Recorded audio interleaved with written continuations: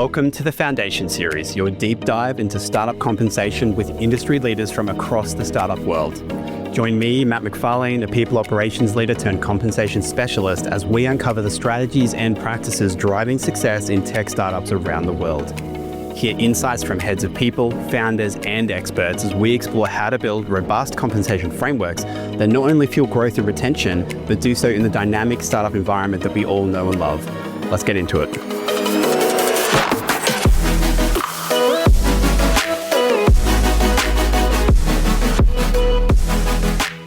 Before we dive into this episode, I have some really exciting news. Startup People Summit is returning for 2026. This is an event where we bring together the sharpest minds from people professionals across the APAC region. If you want to stay in the know about programming and tickets, sign up to the waitlist by visiting startuppeoplesummit.com. There's a link in the show notes. Welcome to today's episode, where I'm speaking to Jesse Schofer, founder of Stakkd and a leading voice in HR tech. We're going to dive into strategic HR tech deployment, including how to build a scalable HR tech stack that aligns with business outcomes and prepares for AI transformation. Let's get into it. Jesse, we're kicking things up. Welcome to the pod. Thanks for having me. I'm excited for this, Matt. Me too. All right, let's dive right in. You've obviously got a really interesting background around not just HR, but the HR tech side of things. I think something that always comes to mind for me when I think about HR tech is like how few a number of tools we get in the HR team. Like I think sometimes because every employee uses it, we talk about like context switching and all that stuff, and we're really conscious of not having too many platforms to like make employees have to use. But in reality, when you kind of stack us up against like sales or ops or some of these other functions, we're pretty light on with some of the tools that we have. So I guess what I'm trying to get to is like, we really only get to deploy a little bit of budget compared to our peers. And something I'm really keen to start off with this conversation is like, where do we start with in terms of making sure that it's the right tool, the best tool? Like where do we kick off from? So great question. And I think it's something that it does come up a lot in teams, is working out, where do you put the money? Especially in HR, like you said, we get less budget comparatively also to other teams. I think that's the first mistake, actually. I think we actually do need more budget. And I think with the changes coming around, the technology we have accessible now, and the fact that we want to have we're going to try to optimize the people we have, they're going to need better tools. And so the existing tools, I don't think are all going to be able to serve the needs of future business and the way we want to operate. So I do think that will slowly start to change, and potentially the cost structures and flexibility of how SaaS products actually come to the market and how we buy them, and the cost of those will also change.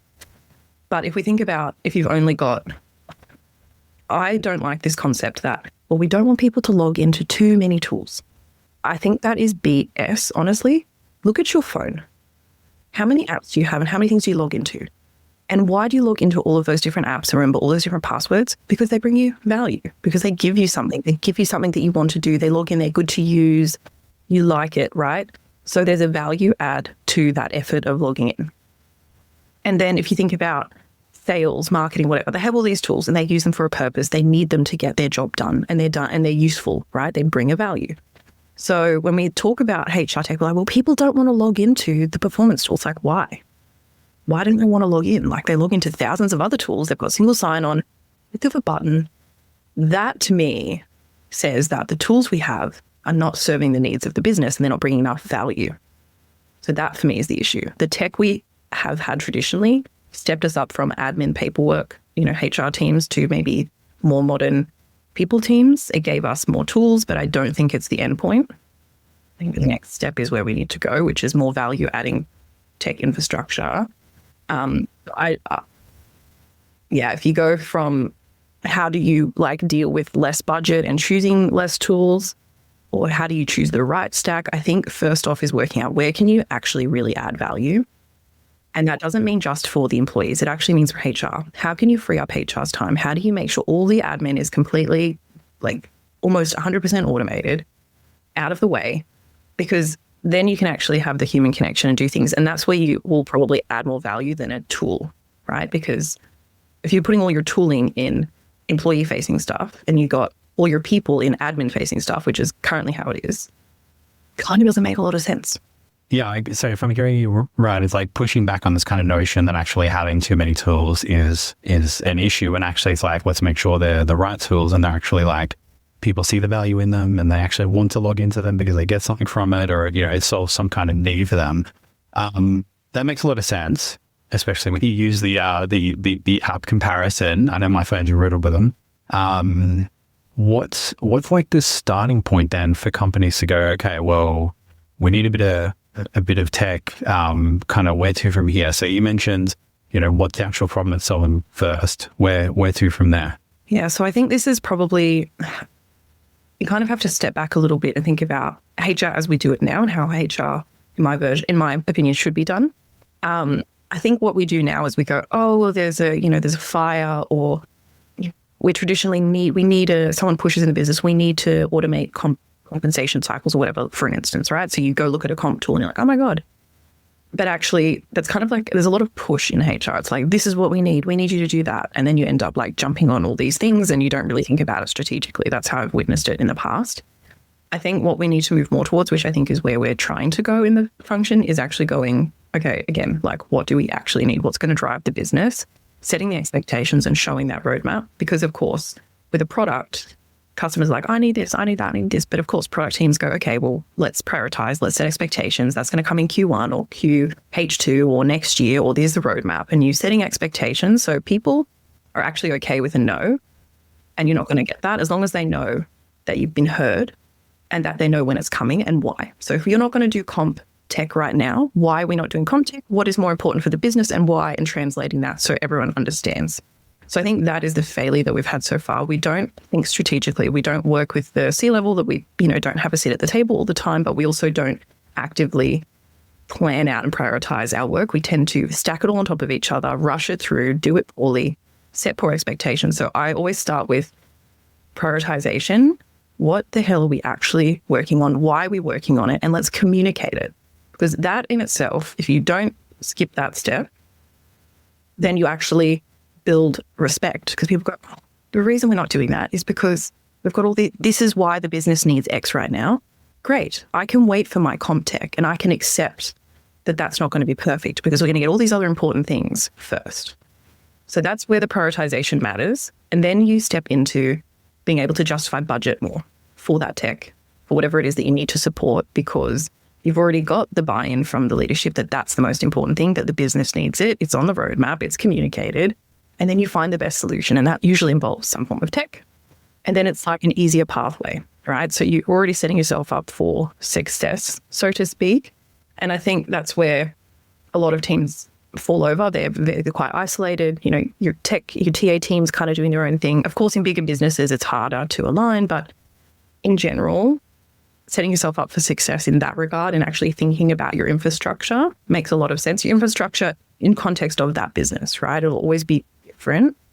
There's core stuff, but there is a difference in what businesses need when.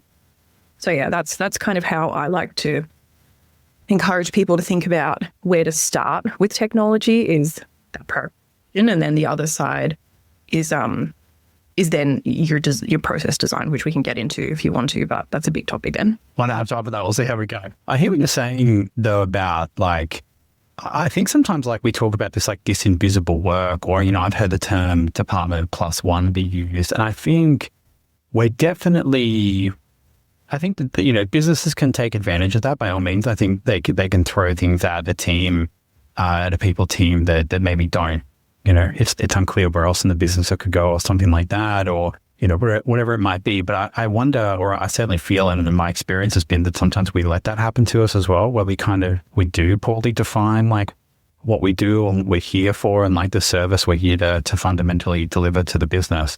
I often talk about this when like, I guess people who are like trying to, do a lot of the things you talked about, like get buy-in with the business. It's got to start from a place of like stepping out from this kind of like back office function that we've been traditionally, and saying, hey, here are the verticals or whatever the things that we're responsible for, and kind of, being clear about it. I'm a big fan. I think I've platformed it a bit here, is like product-led thinking, like having a roadmap, being clear about the things you're trying to accomplish as a team. I just think there's so much to be said for being able to share that sort of data with your business and actually give them a sense of like, what are you here for and what are you accomplishing? But I really like how you're talking about that as almost a lever towards stepping into like a HR tech solution, because, you know, the best, I guess, defense or offense, depending on which way you look at it, against like being thrown something out of the business, being able to say, well, here, look at all the things that we're doing at the moment, and that's occupying 100 or 110% of our time. So like, what do you want me to stop doing? Or how are we going to like make that easier through HR tech? And like, what's the priority? What needs the human touch? Those sorts of things. Yeah. How did you? No, I was just going to say on that, I think that's really great that you said, what do we stop doing? That's the question we don't, do we? Yeah, no, exactly. We don't ask, what should we stop? You know, because a lot of people don't have that visibility of their roadmap either. So it's very hard to justify that. What do we add? What do we drop kind of situation if you don't have that groundwork done? Yeah. Yeah, I hear you. And so you obviously, you know, you've built a business around discoverability. So once a business is, or a HR team has decided, okay, yeah, we've got, you know, buy-in from the business. They want us to get, I don't know, Comtech or whatever it is to try and help take either some load off our plate or create some kind of capability within the business and, you know, allow us to do something more efficiently. What, in your opinion, are like the best next steps towards going, how do we actually know what we need? We know, you know, generally we need something that solves for this problem, but how do we start to get specific and actually start to find a solution for our problem? I mean, it's the age-old question. It is very hard to do, I have to say, and get it right. To know exactly like the right tech. There's so many products and there's so many ways you can solve a problem as well.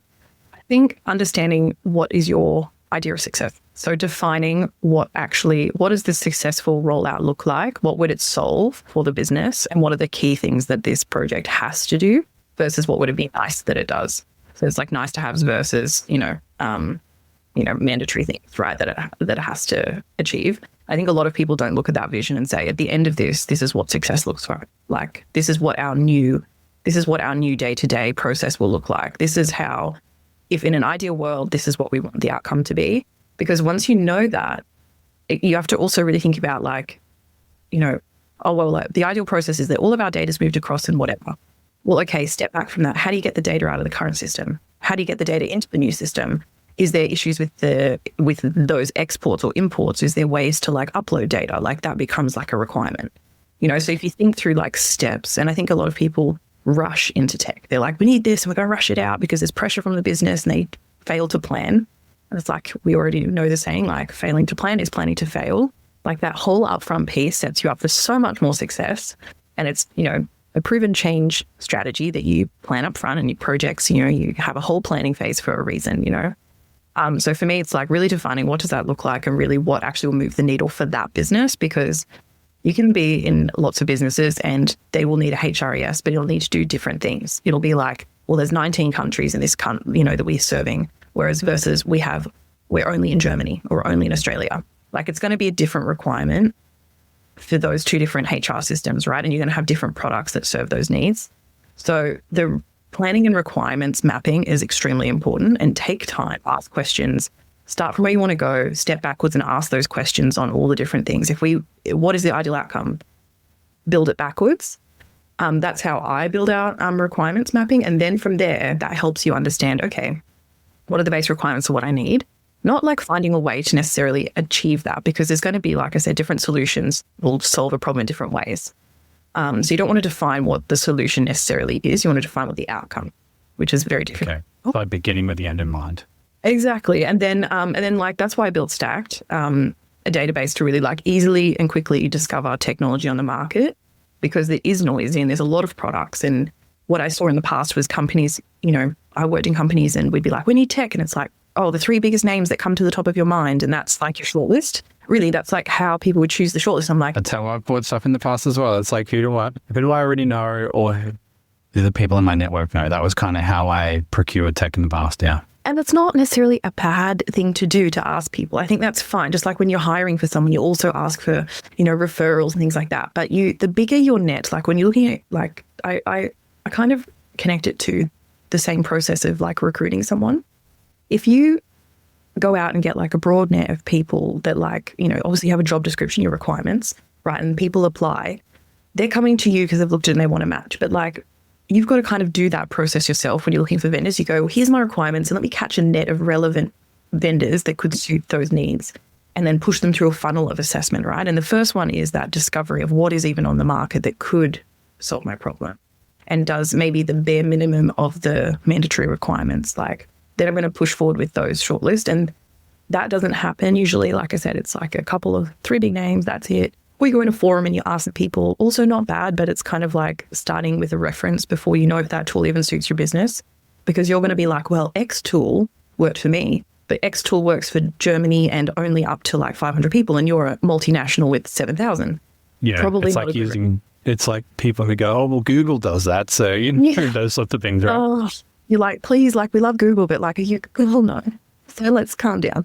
So I think that's where the whole selection process and that shortlisting, the shortlisting of the shortlist, it's like the long list to the short list is what you want to get to in that first step. And that's why that's basically what Stakkd helps with. Like, go to the database, you search, you try and find, you know, what the market even has to offer in terms of a research. But, you know, and I think that's important to just see what the market has.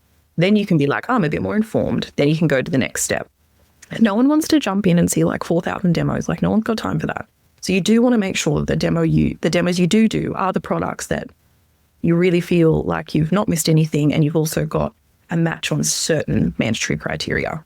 And then the first call is always that, you know, working out whether the rest of the mandatory criteria as quickly as possible are met, right? Which is a whole nother podcast we can go into, in how to do demos for vendors. I hear what you're saying. I think I've definitely seen, and I've probably come up against that kind of sunk cost fallacy where it's like you keep looking at tools and you're so tired of looking at tools that you kind of just go, let's just pick something because, you know, we haven't found any of the good ones, and so we just reluctantly choose like the best of the worst, something like that.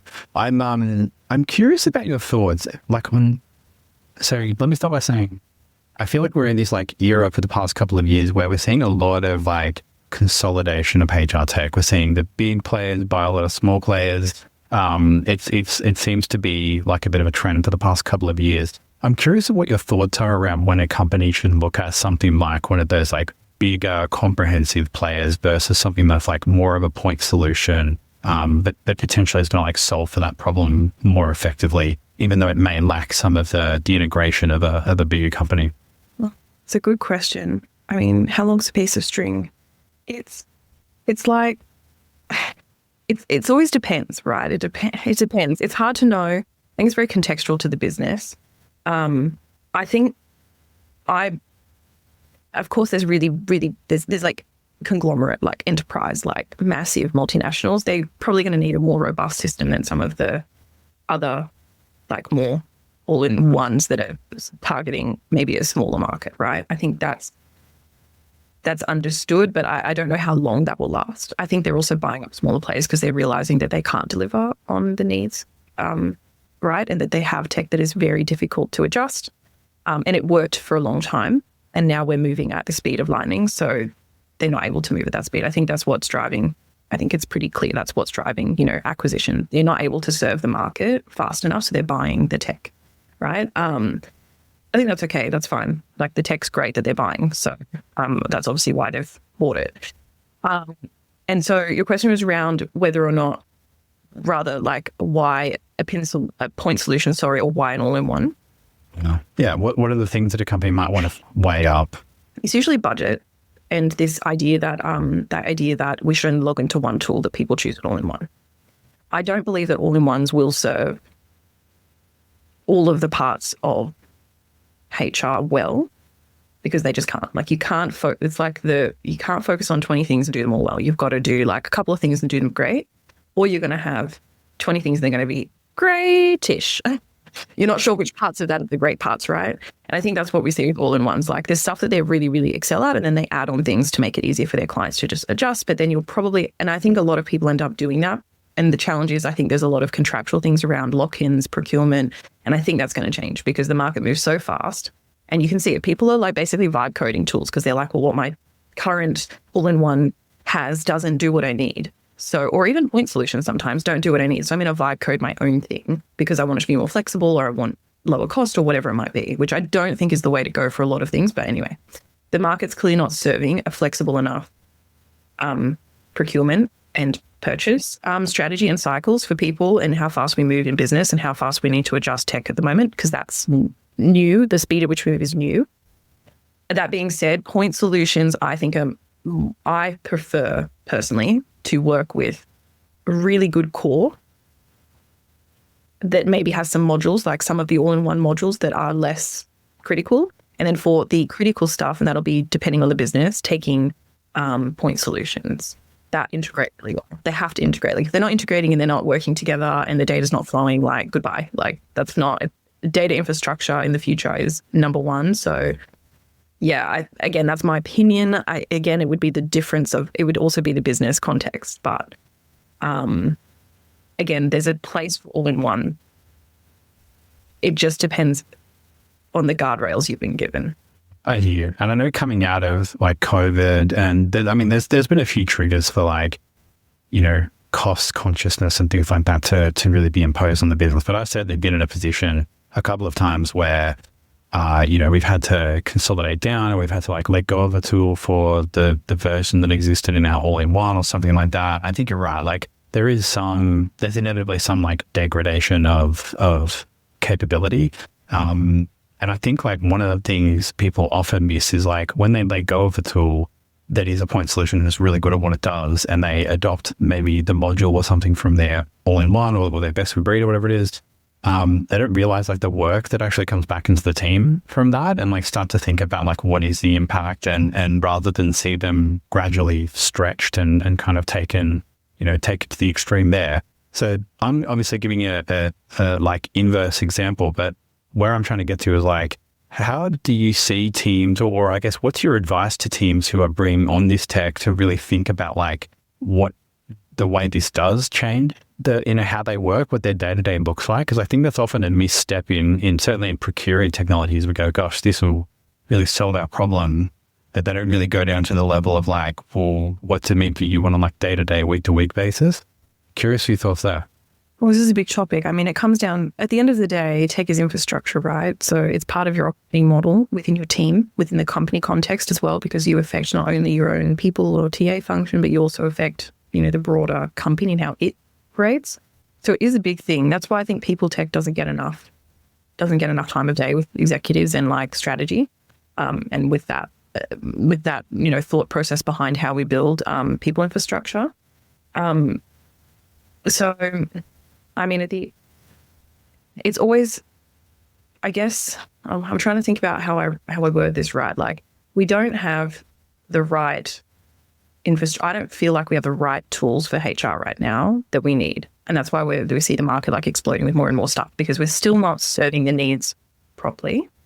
And at the same time, the teams are also struggling to articulate, what they need to some degree, and getting out of their current day-to-day process habits, right? Like you said, they don't really think about, if I bring in this tech, what does it mean for like our new day-to-day working styles or processes or sharing information, or how does that actually work? So I think coming back to, you need to kind of think about your design of your operating model. It sounds very scary, but it's not. It's like, how do we work? How do we want to work? And like kind of, I feel like people should clear the slate when they're looking at tech, like at least for that particular part that they're looking at. And to be honest, even parts of the process map, like really clear the slate and be like, ideal world, this is what we'd like to do. And think about how things connect and how the person fits into that, and how the humans actually interact within that process. As in like, where does information pass hands? Where are the handoff points? Where is it changing into other teams? Where is the cross functionality? Does this change, who has approval? Does it change? Does Jessie now not do contracts because they're automated? So what does Jessie do with her time? It means that whatever. There's so many things that happen when you start to build infrastructure for a people team. So it is complex. I don't know if it's even answering the question. But I think, going back to really understanding your how we work as a people team and how infrastructure affects your process and your day-to-day tasks is important. And I think it's part of that planning piece that you do at the very beginning, but also part of your strategic piece before it even becomes a project. I think that's part of what a senior leader needs to do in a people team, is thinking about like, your job is actually, I'm there an operating model master. How do I design an operating model within people team in the context of the broader operating model and, org design? How do I design that we effectively deliver the business needs with the least amount of, cost resistance, with the best outcome of whatever? That's your goal. And then how do you flow through into the team? And people, I think, forget that whole piece. They're just like, again, very reactive, very like short-term thinking, not long-term, not looking on knock-on. Of course, there's lots of things that people team have to do, but you've got to think of it in the context of how we work and how do we serve the business. And you said earlier something that I liked, which was how we serve the business. So we're like a service function. And maybe this comes down to operating model a little bit more, but I like to think of it as people team should have a change or a transformation or a project function, like the bit that does the new stuff. The prioritized, that we need to do all these new things, prioritize them, that's your change.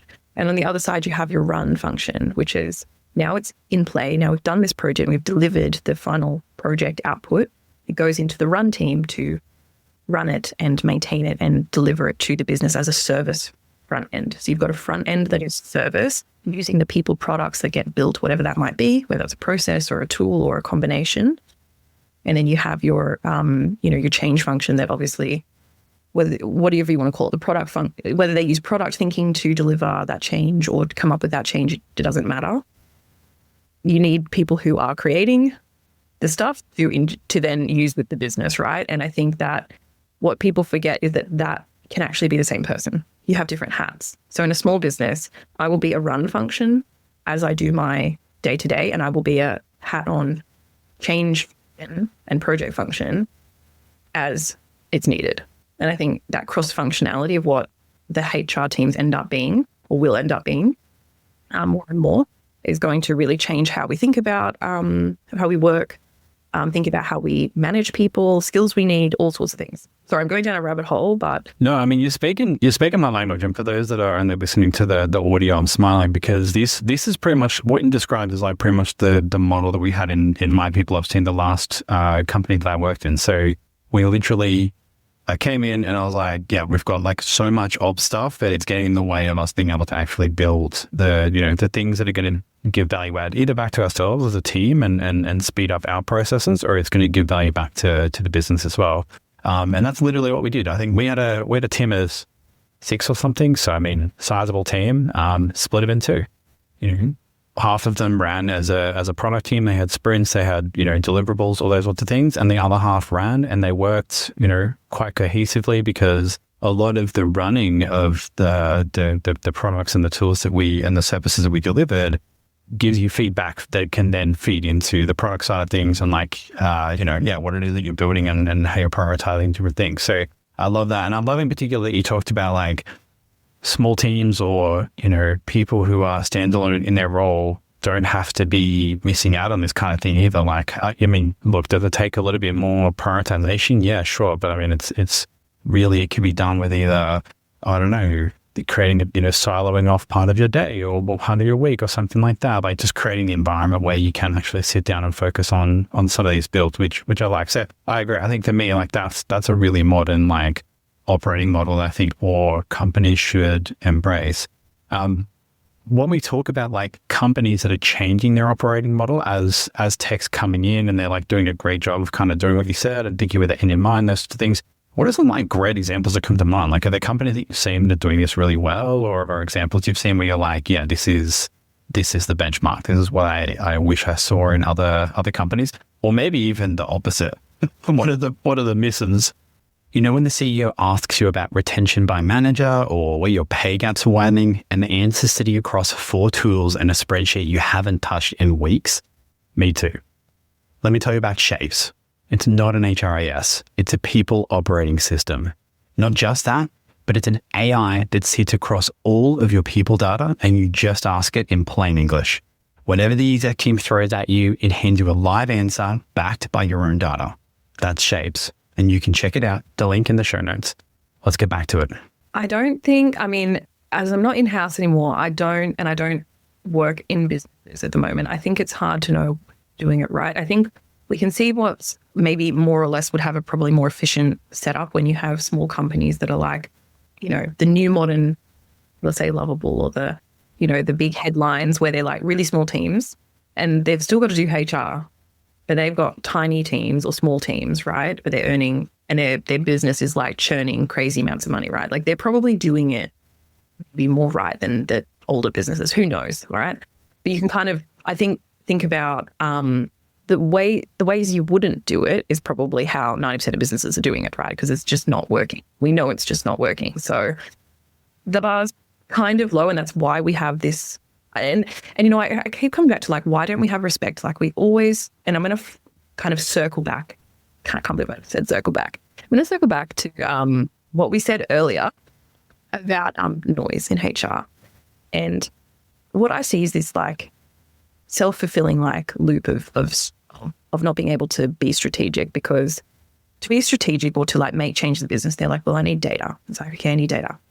We don't have the infrastructure usually.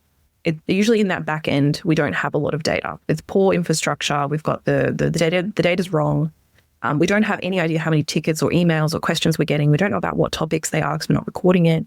So we actually don't have the data to be like, this is what we know we need to work on, right? So it's very hard to get the data input to start the process because there's so much noise, because there's so little being done in the space to actually automate all the admin properly. And if you think about in a business where like, you know, people still do contracts manually. The handover from ATS to HRS is sometimes push data, but you still got to manually go through and do stuff. Sometimes the onboarding emails to get people's payroll data is like literally an email to someone or a form in Google Forms that you've got to transfer somewhere to somewhere. You know, like all of this, someone has to do all this work, all this painful stuff that no one thinks about.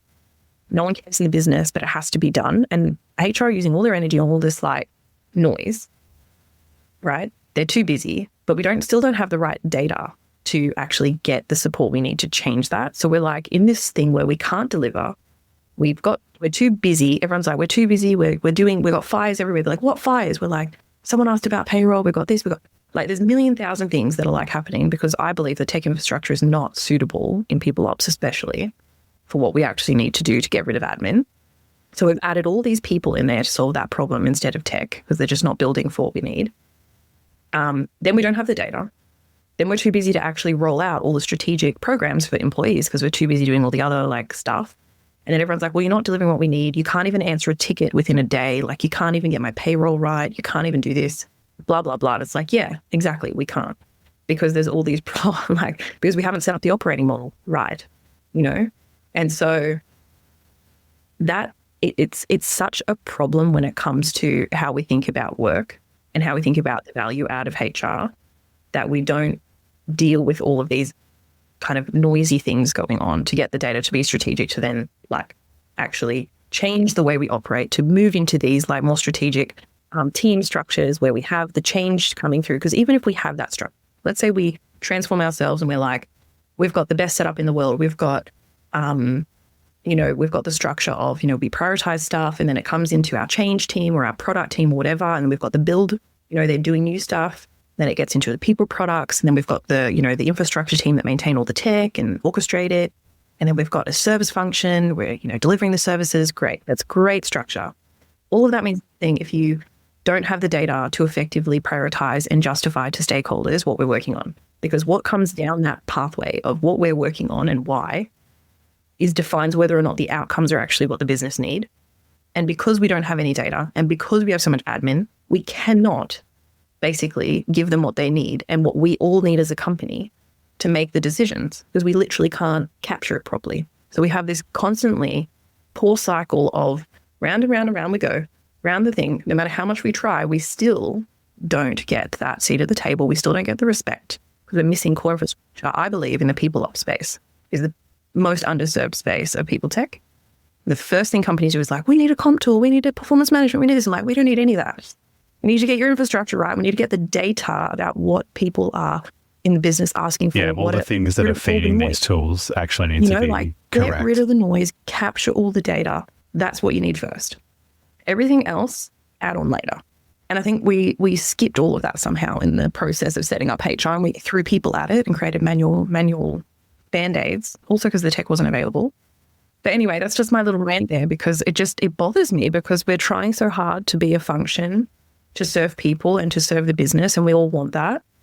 And we're not really supported to do it, but we're also not supported with the tech options on the market. At least I feel they're coming. There's a lot of stuff coming, Historically, we didn't have that core done well, in my opinion. So, yeah. Yeah, I hear what you're saying. I've definitely worked in larger companies that have tried to solve problems through manpower and kind of just like brute force it. And it ends up becoming this horrible thing. You're right. Like when your data's terrible, your credibility to function is completely shot. Like, if your manager's coming back to you saying, this person doesn't report that person anymore, and this is not a job title, and the salary's changed, and all this sort of stuff. And it's like, yeah, it just looks terrible. So I guess like sliding doors a moment, like when a company is at that kind of inflection point where you're like, actually, this is the point to get this thing right. And what's your advice to them to, actually get to buy in and be able to get them run on the board and start to build the foundation? Okay. So how I've done it in the past, because it is a hard thing to do. It's hard to articulate, guys. We need to slow down to speed up, actually. And people don't like to hear that. They're like, no, I want my thing. And you're like, hang on a minute. Here's why we're going to not do it like that. And here's my suggestion. So I used to work, my background before HR was transformation, so change delivery. And there's a lot of things that I took from that into HR around how to get buy-in. One of those is like doing options papers. Sounds ridiculous, but basically putting forward options to make someone make the decision. Because if you bring forward like do nothing as an option and the consequence of that, and do something like what you would really love to do and like the cost, the consequence, and then something maybe like in between, give them 3 options. They're usually never going to choose do nothing. But if they do, at least show they've taken on the responsibility and accountability for making that decision, right? Whereas I think a lot of I always tell HR teams, you do not need to save the company. You do not. It is not your role to save the company from itself. If the leadership are saying no, they are responsible for the outcome of that no, not you. And so if you can get that documented, that helps. Firstly, because they assume you're basically saying you choose to do nothing about this topic and we're going to proceed anyway, despite what I've recommended. So I think that firstly can really help. But secondly, how to get the buy-in is to actually, what I did was go, look, guys, you like really candidly talk to the leadership and the executives, be like, you guys want data, right? You want this. These are all the problems we have. Yes, yes, yes. Okay. The reason I can't give you that is because these processes don't work. This data is wrong. The infrastructure isn't there. So I will never be able to deliver that. No matter what you ask me and no matter how much pressure you put, I cannot deliver that until I put energy and time into solving that first. So the infrastructure topic has to be solved first. Then I can give you what you need and then we can do everything else.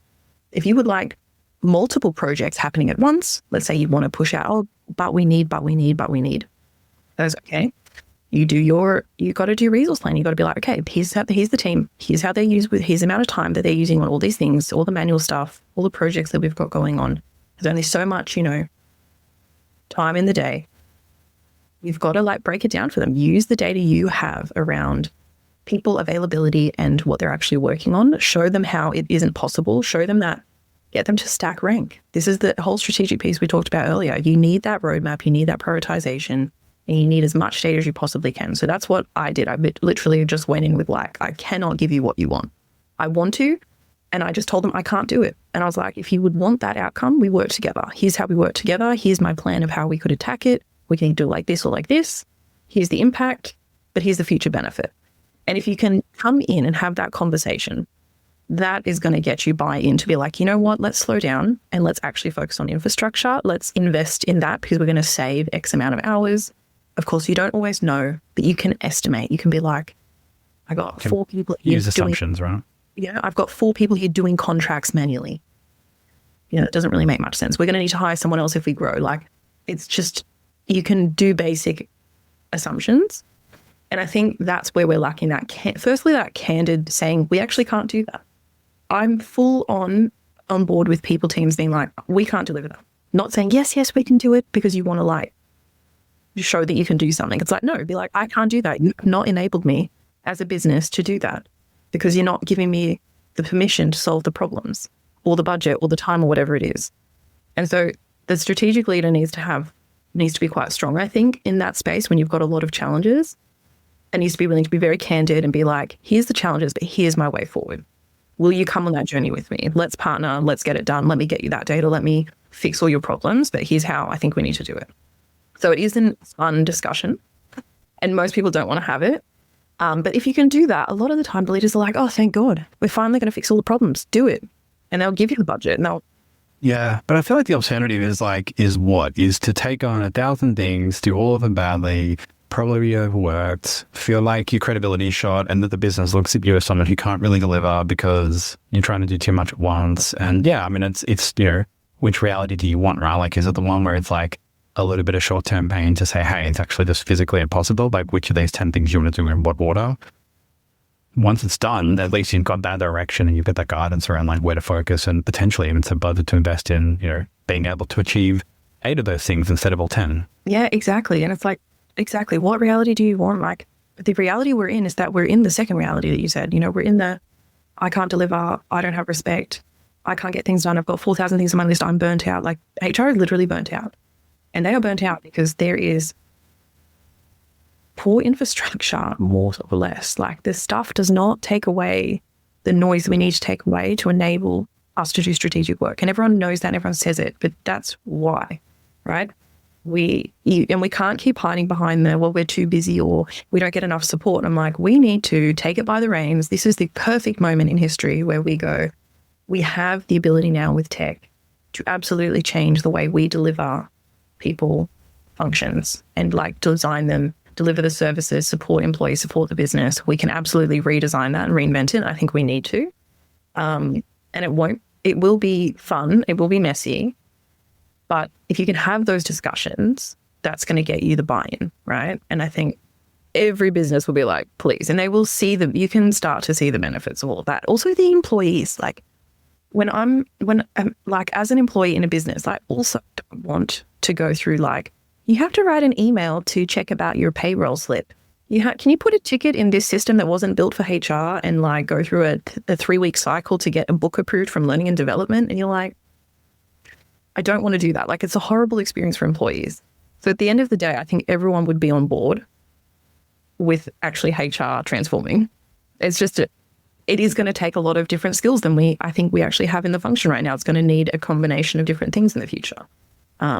Also, people don't want to talk about, but we need to help and support the people in those functions to upskill and learn the skills they don't have, but also, or if they have them, enable them to use them in people teams.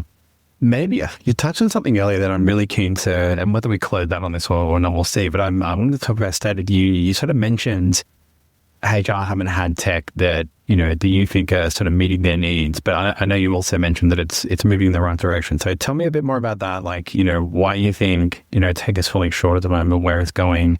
Maybe what it needs to do to really meet HR expectations.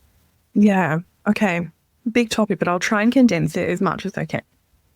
Sorry, everyone listening. I'll do my best. No.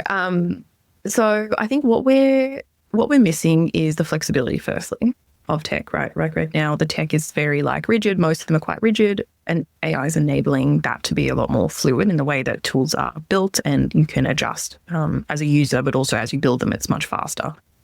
So I think the flexibility of just like having any kind of, every business is different, every employee, is different. I think the personalization and the flexibility of what AI enables in tooling now is going to really, really change the way we deliver services. If I think about like customer service is basically exactly what HR does, but internally, right? There's a first level support. First level support's usually like a bot, right? An interface, a chat interface, like, hi, I have a problem, and it should be able to like solve 90% of the problems. And then it escalates to like second level support to a human when it needs to, right? And then that human answers your question. And then that human in customer service is probably like recording those answers and then feeding that back into their knowledge base so they don't get as many calls, right? That makes sense. If you're getting calls on whatever it is about your product, you're going to update your documentation so that can be answered and found. And when someone searches the chat, they get an answer, right? That's what we're doing in customer service. Are HR doing that? Absolutely not. Is there tech to support that? Absolutely not. Is there going to be tech that does that? Yes. And it's coming. So this space of like, being able to interact with your knowledge base and all of that, all of those outputs and invisible work that like it's lost in, Notion or wherever you have it in people teams, that's going to like start to be able to be surfaced. People are going to be able to search it. They already can do that. And then you need a way to like capture that data of like what people are asking. So all of that is now suddenly not just a ticket in a system that you have to export and integrate. And it's not just an email or a Slack. It's like actually captured and it's data you can use. Like this kind of future is where we're going, where that whole people ops, day-to-day stuff is going to become largely like I believe, like a customer service function.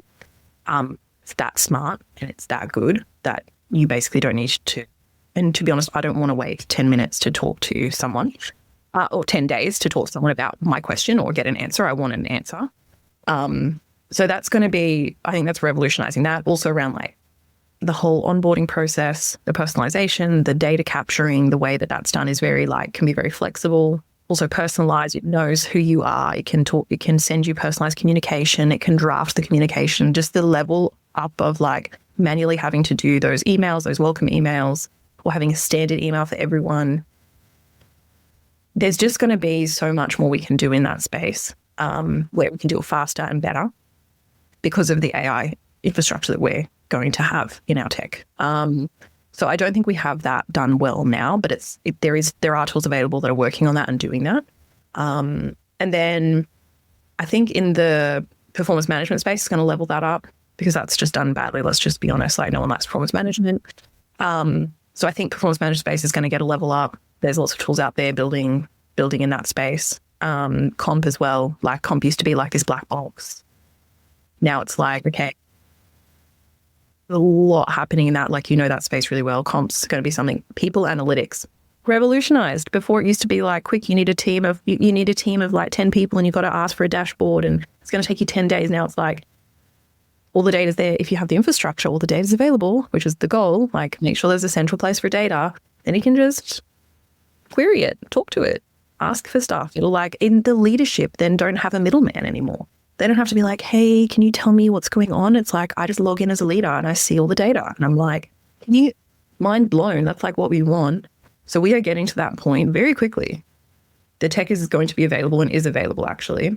It's how fast we can change the way we work in business that's going to be the harder part. So I don't think anything about the tech transformation of HR is going to be anything to do with tech. It's going to be about the people change that is required. And the skill sets we have. So I don't know if that answers the question, but I'm really excited about what's coming in the space. Yeah, I think I only keep seeing kind of new entrants, and it's there's a lot of like you said, there's so much. I'm sure like most people, it's hard to keep up like with the AI tooling that's coming out on a like consumer kind of level. So, in 10 years' time when HR tech catches up, no, I'm kidding. But, I'm really looking forward to some of that capability being built and just native and everything. And yeah, it's going to be really interesting to see if that kind of, big company consolidation exercise, if that will prevail or what will happen there. Because I'd imagine there'll be a lot of companies that are kind of like stuck on this kind of like old school enterprise system that look outside and start to really go, gosh, we could have it so much better. So it's going to be an interesting future, that's for sure. It is going to be a very interesting future. Very, very, very interesting future. I don't know how the transition is going to happen. I just don't know. Because I think people are still, I think that the challenge that AI tooling is going to have is the compliance and the trust issues.